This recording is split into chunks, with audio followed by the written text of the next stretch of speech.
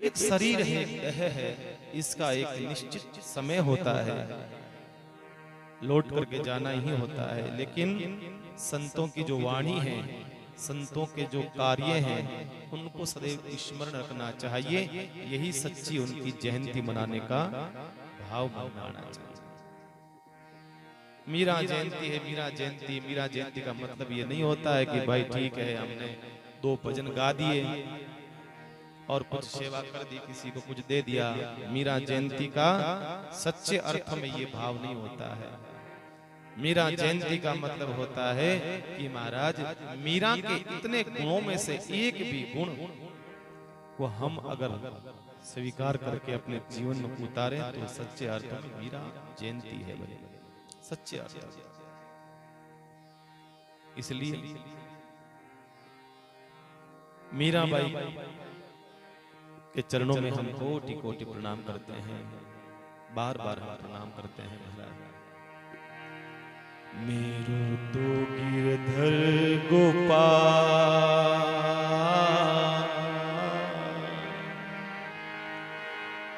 मेरो तो गिरधर गोपाल,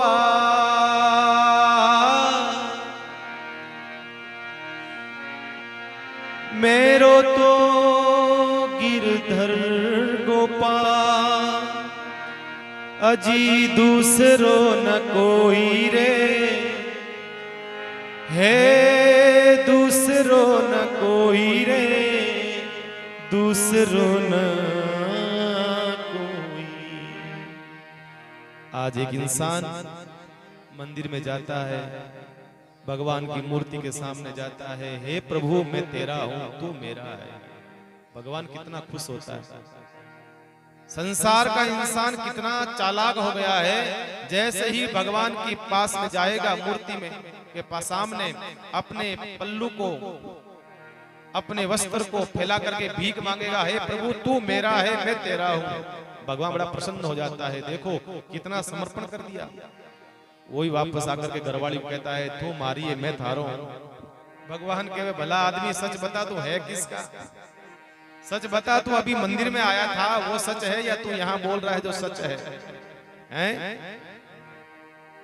2 रिश्ते नहीं हो सकते हैं। मीरा ने तो कहा है बस यही बात है, मैं तेरी तू मेरा, मेरो तो गिरधर गोपाल, दूसरो ना कोई रे भाई, दूसरो ना कोई रे।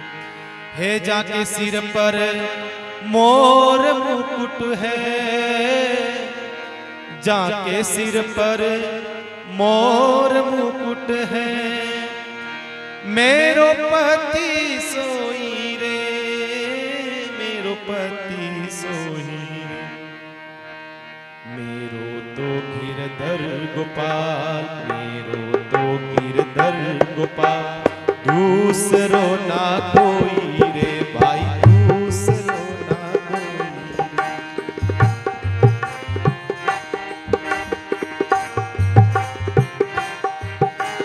मेरो तो गिरधर गोपाल,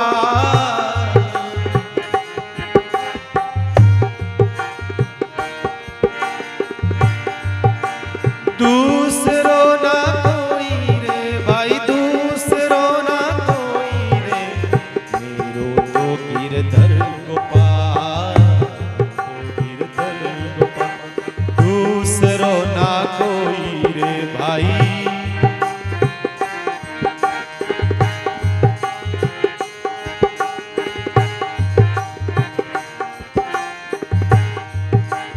जाके सिर पर मोर मुकुट है, जाके सिर पर मोर मुकुट, मेरो पति सोई रे, मेरो पति सोई रे, मेरो तो गिरधर गोपाल, मेरो तो गिरधर गोपाल, दूसरो ना कोई रे भाई, दूसरो ना कोई, दूसरो ना कोई रे भाई, दूसरो ना कोई, दूसरो ना कोई रे, दूसरो ना कोई रे, मेरो तो गिरधर गोपाल। तेरो कीर्तन दूसरो ना कोई रे भाई, दूसरो ना कोई रे।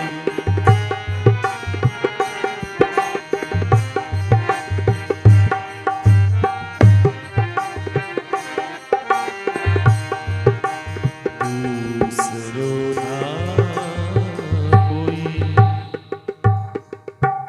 मीरा ने एक ही संबंध बनाया था और भगवान से यह संबंध बनाया था कि हे प्रभु तू मेरा है और मैं तेरी हूं, बस इसके अलावा कुछ नहीं। हमारी तरह रिश्ते महाराज जो हैं बदले नहीं, सबके साथ अलग अलग रिश्ते नहीं बनाए। मीराबाई ने यह संदेश दिया है महाराज।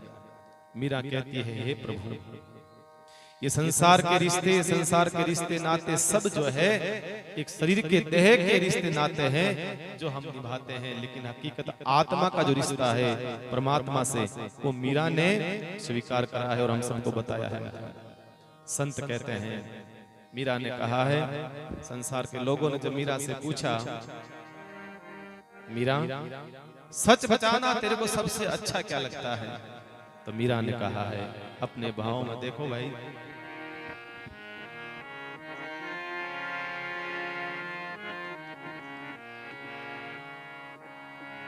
मने तो मारो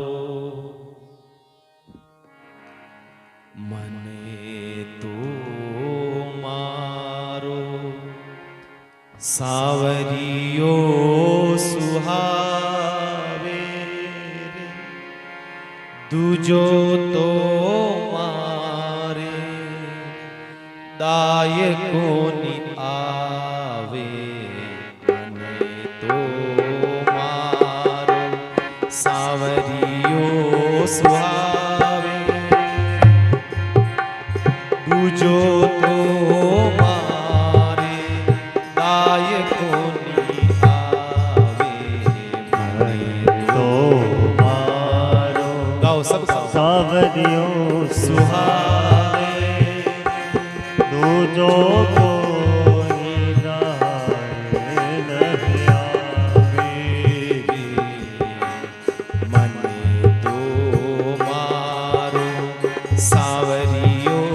सुहावे दूजो तो मारे ताय कोनी आवे, मने तो मारो सावरियो सुहावे।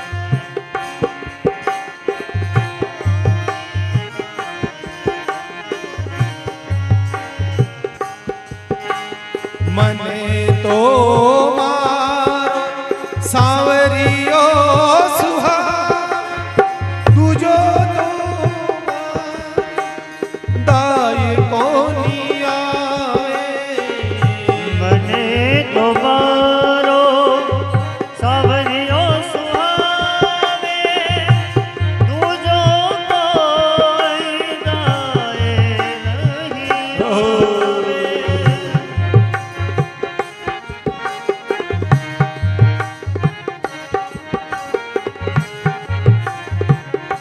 मीरा ने कहा है, मीरा के शब्द है, मीरा बताओ तुम्हें सबसे अच्छा क्या लगता है।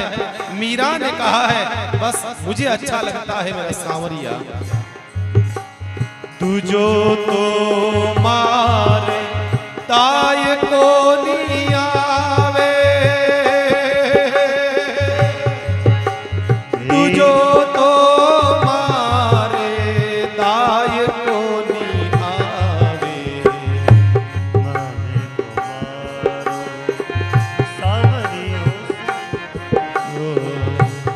सबको गाना है आज मीरा जयंती के अवसर पर सबको गाना है। मने तो मारो सांवरियो सुहावे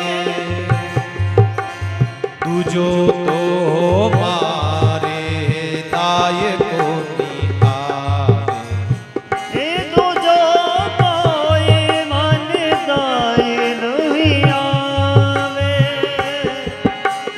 मने तो मारो सावरियो सुहावे दूजो कोई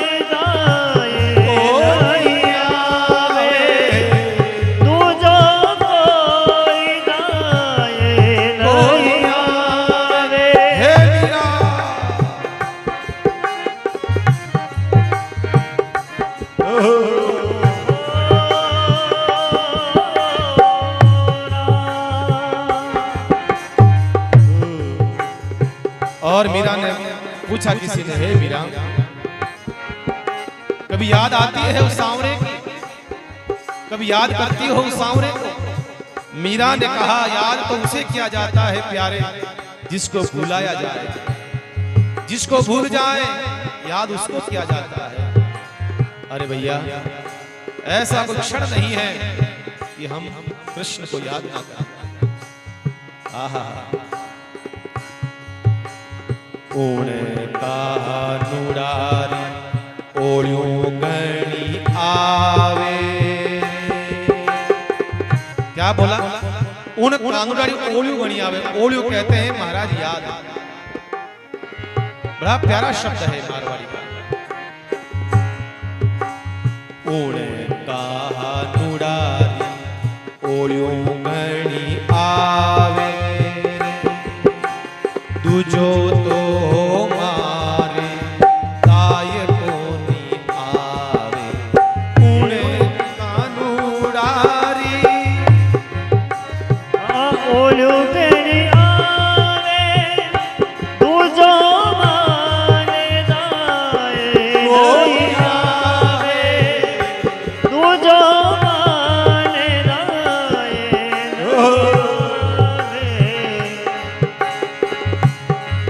तुझो मारे दाय कोनी आवे। अरे तुझो माने दाय कोनी आवे।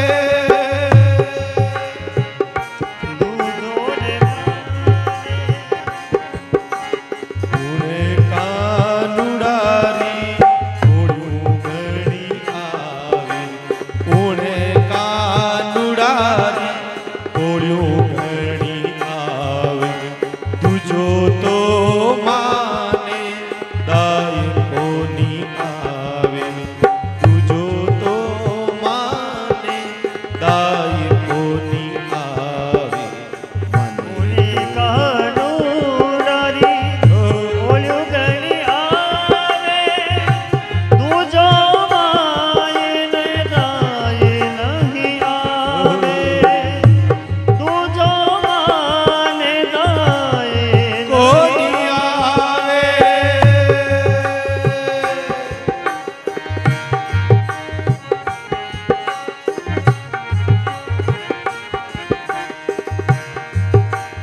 तुझो माने दाय कोनी आवे। उण कानुडारी हो ओळ्यो घणी आवे। अरे याद घणी आवे। अरे तुझो माने दाय कोनी आवे। माने तो मारो सावरियो कहीं हैं? बोलो मने तो मारो सावरियो सुहावे। दूजो तो मारे दाय कोनी आवे। मने तो मारो सावरियो सुहावे। दूजो तो मारे दाय कोनी आवे। दाय कोनी आवे। मीरा ने कहा है उन कानुडारी ओळ्यो नहीं आवे। एक क्षण भी नहीं, एक पल भी नहीं जिसको भूल सकते हैं। उस कृष्ण की तो हर पल याद बनी रहती है बहनों। इसलिए